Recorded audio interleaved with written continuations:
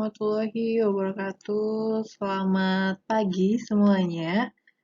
Apa kabarnya? Selamat datang di kelas Internet of Things atau IoT.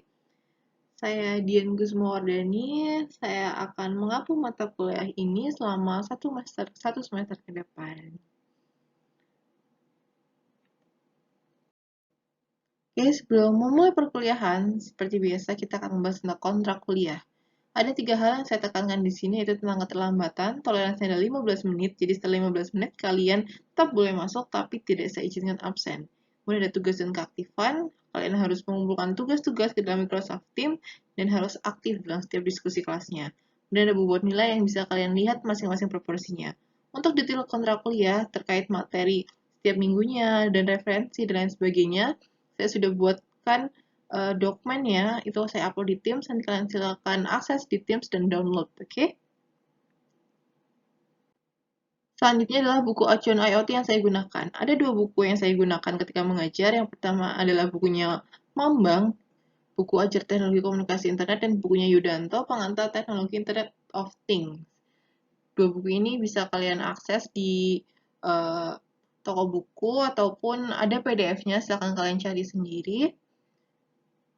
Yang jelas, buku 2 ini saya gunakan selalu, jadi pastikan kalian memiliki 2 buku acuan tersebut.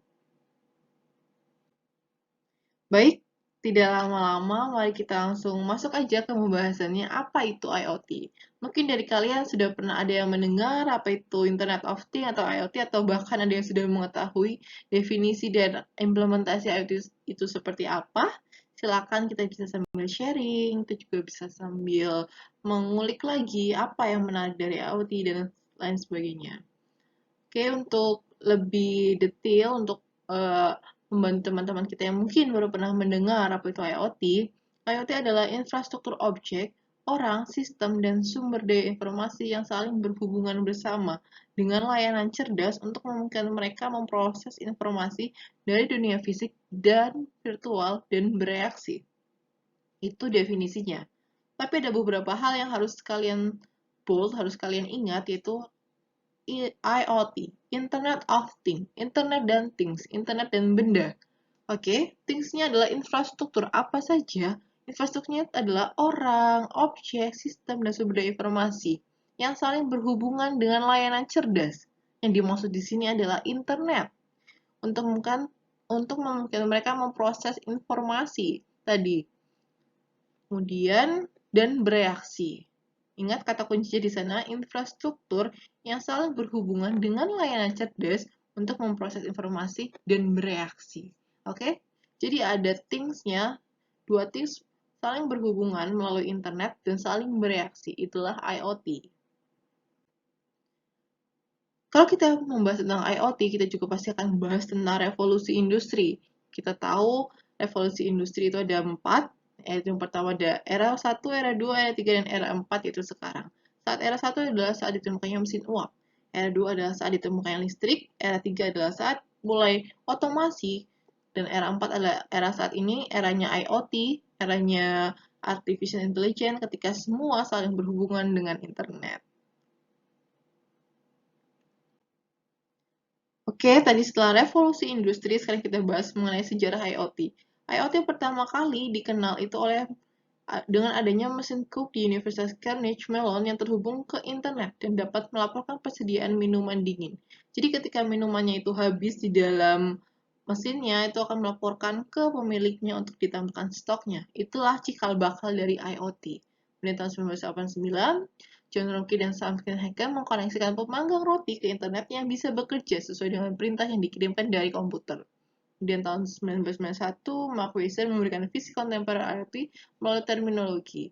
Dan tahun 1994, Rajin mengelaborasi konsep otomasi peralatan rumah tangga ke seluruh pabrik. Sejarahnya masih berlanjut di tahun 1999, di mana IoT pertama kali dicetuskan oleh Kevin Ashton dalam peluncuran teknologi RFID di Auto ID Center di MIT, Amerika. Dan tahun 2003, RFID mulai digunakan secara massal oleh militer AS, dan tahun 2008, peluncuran IPSO Alliance untuk mempromosikan penggunaan Internet Protocol atau API dalam jaringan Smart Project dan untuk mengaktifkan IoT. Dan tahun 2011, FCC menyetujui penggunaan West Space Spectrum, dan IPv6 diluncurkan dan pertumbuhan besar di bidang IoT. Perkembangan IoT ini didukung oleh sejumlah beberapa perusahaan besar seperti Cisco, IBM, dan Ericsson yang membuat IoT ini semakin dikenal oleh publik dan semakin banyak digunakan di perusahaan-perusahaan. Kenapa sih perusahaan itu menggunakan IoT? Apa manfaatnya? Gitu.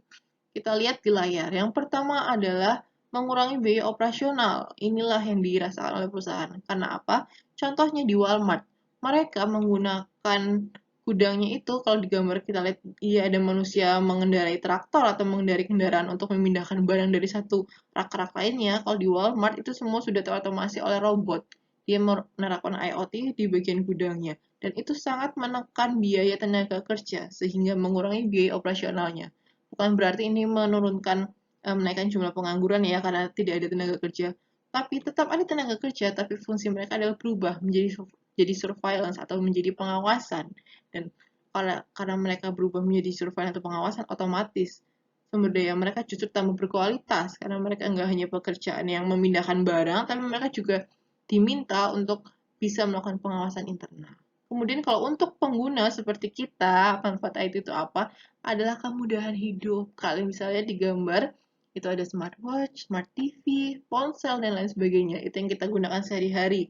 Sangat dekat dengan kehidupan kita, bukan? Itulah manfaat IoT, kemudahan kehidupan. Lalu tren IoT.